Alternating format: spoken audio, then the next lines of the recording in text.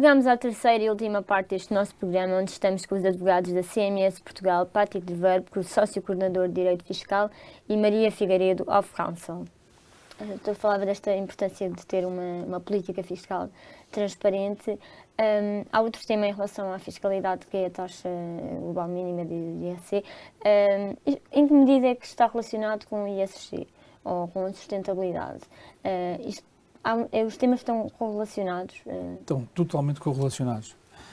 Na área fiscal, uma das preocupações importantes é assegurar que as empresas pagam o seu fair tax, como dizia a Maria há pouco. E isto é uma preocupação que existe, enfim, desde sempre. A forma de medir isso é que era difícil, não é? E portanto, neste contexto surgiu este movimento ao nível da OCDE, do Pillar 2, que resultou na proposta de uma taxa mínima de IRC para as chamadas multinacionais, assegurar que as empresas, que as grandes multinacionais, paguem pelo menos uma taxa de 15% em cada uma das jurisdições onde operam e criar mecanismos que permitam verificar isso.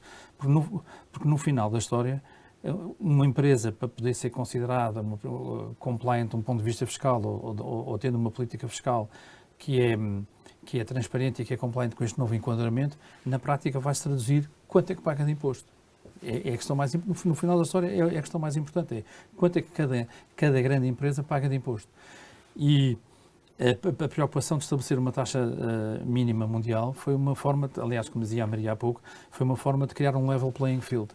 Isto é, no fundo, ao nível das grandes multinacionais, que preenchem determinadas condições, portanto, estamos a falar para empresas com volumes de rendimentos acima de 750 milhões, vai-se estabelecer esta taxa mínima. Concorda com este movimento? É defensor desta mudança? Eu concordo com este movimento. Eu concordo que era importante haver, ao nível dos organismos internacionais, da OCDE, do G20, do G7, um conjunto de recomendações e que se traduziram depois em regulamentações concretas, porque isto não poderia ser deixado ao nível de cada país em concreto, porque aí depois entra-se na competição fiscal entre cada país em concreto e tínhamos que alargar isso a um nível acima e para precisamente criar um level playing field. E, portanto, eu sou favorável a este novo enquadramento, claramente.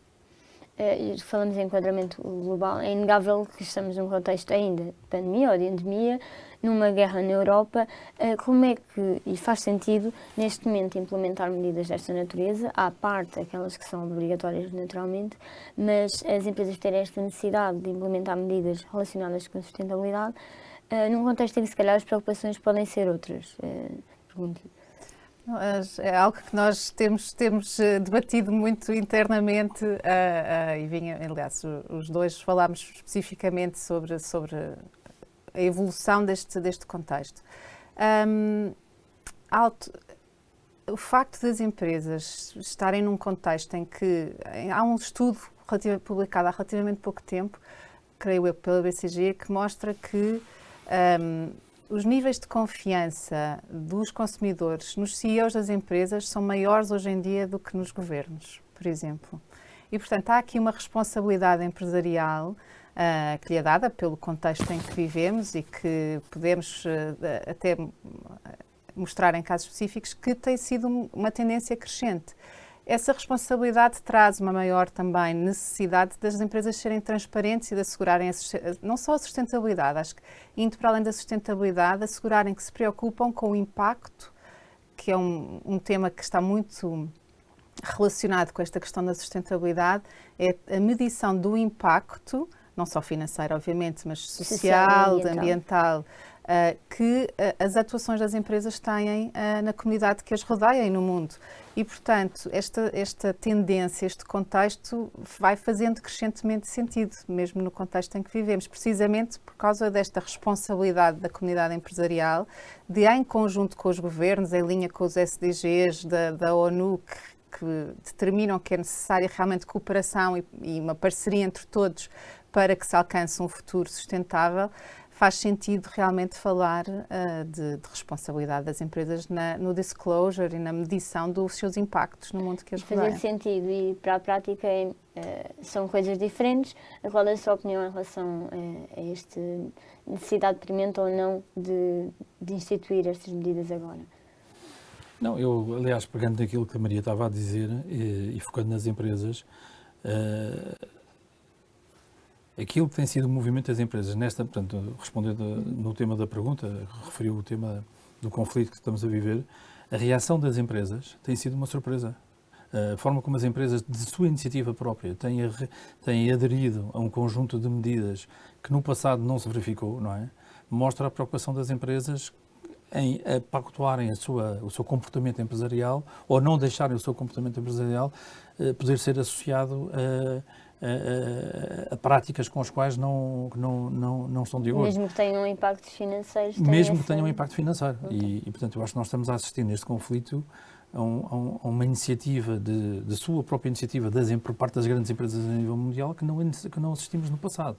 Normalmente, no passado, as empresas mantinham o seu status quo normal, não havia propriamente uma tomada de posição como aquela que estamos a assistir.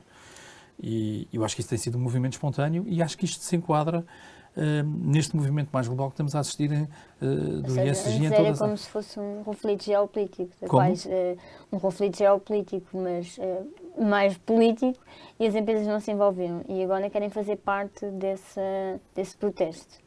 No fundo é Exato. isso. Pelo menos é isso que estamos a assistir. E para mim foi uma surpresa a forma como rapidamente as empresas, de sua iniciativa, aderiram a um conjunto de medidas que têm estado a ser tomadas pelas empresas. E, podemos falar em responsabilidade social corporativa nesta questão? Não, claro.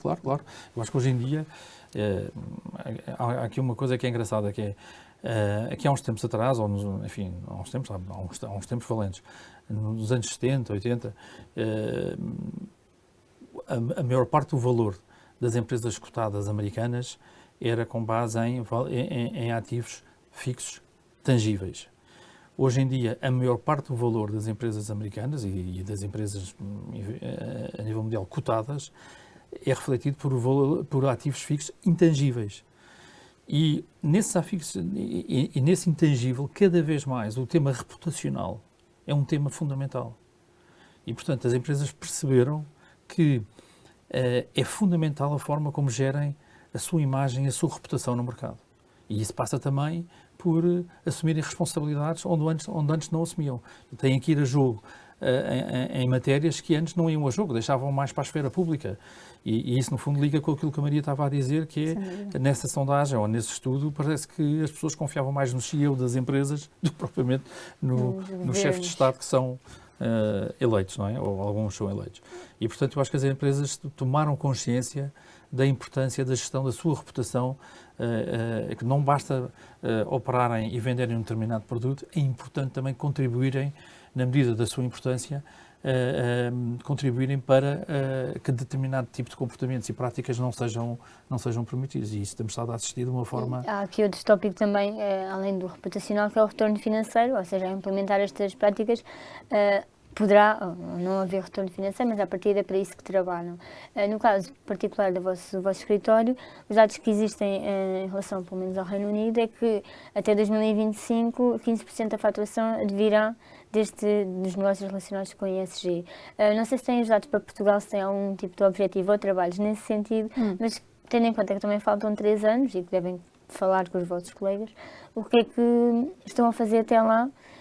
E quanto é que está a percentagem neste momento? Sim, acho que mais do que tudo a CMS a nível internacional, e o Patrick já mencionou aqui, nós temos realmente uma equipa internacional que se dedica a matérias ESG, da qual eu faço parte em particular, liderando a área fiscal, que são neste momento 110 sócios e 144 advogados, portanto há aqui um esforço muito significativo da organização em dinamizar aquilo que é a nossa capacidade de prestar serviços nesta área, precisamente porque percebemos que é uma área em que não só é relevante para os clientes, mas é relevante para nós também, porque esta capacidade de prestação de serviços está aliada ao nosso próprio caminho. O nosso objetivo é ser net zero até 2025, portanto há aqui também um caminho que na CMS Portugal, enfim, se tem traduzido, por exemplo, num projeto de e-mobility, de mobilidade elétrica, no nosso Green Rooftop, no escritório, portanto há aqui todo um walk the talk também da CMS que é importante realçar.